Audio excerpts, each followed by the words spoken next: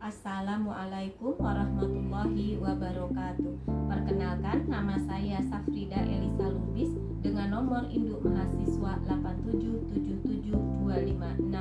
8777256339 UPBJJ Yogyakarta. Hari ini saya akan melaksanakan praktikum dengan judul Sistem Pencernaan Manusia. Adapun alat dan bahan yang kita akan pergunakan adalah alat tulis dan gambar sistem pencernaan manusia. Organ pencernaan terlihat seperti saluran panjang dari mulut hingga anus. Mari kita bahas satu persatu. Yang pertama adalah rongga mulut. Di dalam rongga mulut ada gigi, lidah, dan ludah. Gigi berfungsi dalam pencernaan fisika, yaitu menghancurkan dan menghaluskan makanan. Gigi ada beberapa jenis. Yang pertama adalah gigi seri untuk memotong makanan. Yang kedua adalah gigi taring untuk merobek makanan. Dan yang ketiga adalah gigi geraham untuk menggilas dan mengunyah makanan. Lidah berfungsi untuk mengatur letak makanan dan membantu menelan makanan. Lidah juga berfungsi sebagai indera pengecap. Karena itu, kita bisa membedakan rasa manis, asam, asin, dan pahit dari makanan. Ludah atau saliva berfungsi untuk membasahi makanan. Ludah juga berperan dalam pencernaan kimiawi karena mengandung enzim pitialin. Enzim pitialin ini akan mencerna karbohidrat menjadi gula. Gula ini kemudian akan menjadi sumber energi bagi tubuh. Cara kerjanya adalah menelan. Makanan dihaluskan di dalam mulut dan ditelan ke dalam kerongkongan. Makanan hasil pencernaan di dalam mulut disebut dengan bolus. Yang kedua adalah kerongkongan. Kerongkongan atau esofagus merupakan saluran makanan yang menghubungkan mulut dengan lambung. Panjang kerongkongan sekitar 25 cm. Cara kerjanya adalah masuk ke lambung. Bolus tadi didorong masuk ke dalam lambung akibat gerakan peristaltik atau gerakan meremas-remas dari otot dinding kerongkongan. Yang ketiga adalah lambung.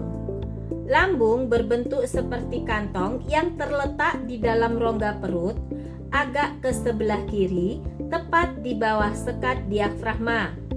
Dinding lambung akan mengeluarkan getah lambung yang mengandung asam klorida dan enzim. Asam klorida berfungsi untuk mematikan mikroorganisme yang masuk bersama makanan. Lalu tadi ada disebutkan mengandung enzim-enzim. Ada 3 enzim utama. Yang pertama adalah enzim pepsin, berfungsi untuk memecah protein. Yang kedua, enzim lipase, berfungsi untuk mencerna lemak. Dan yang ketiga adalah enzim renin, berfungsi untuk mengendapkan protein susu atau kasein. Cara kerja di dalam lambung. Bolus diaduk-aduk dan dicerna secara kimiawi dengan bantuan enzim. Bolus akan menjadi kimus yang berbentuk setengah cair atau seperti bubur. Yang keempat adalah usus halus. Usus halus merupakan saluran pencernaan terpanjang, yaitu sekitar 3-5 meter. Usus halus terdiri dari 3 bagian, yaitu usus 12 jari, usus kosong, dan usus penyerapan. Pencernaan kimiawi di usus halus dibantu dengan enzim yang dihasilkan oleh usus halus itu sendiri, pankreas, dan empedu. Zat dan enzim yang berperan dalam usus halus adalah garam empedu, berperan membantu mencerna lemak. Enzim tripsin berfungsi memecah protein menjadi asam amino.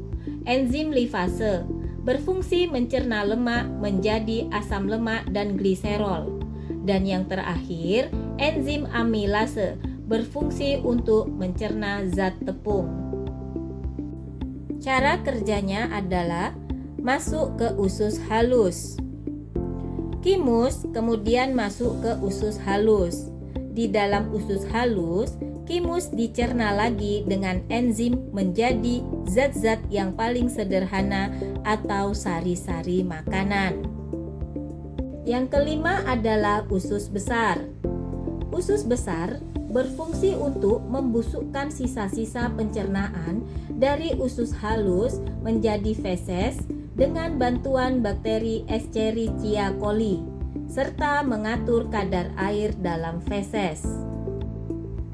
Cara kerjanya adalah dengan cara penyerapan.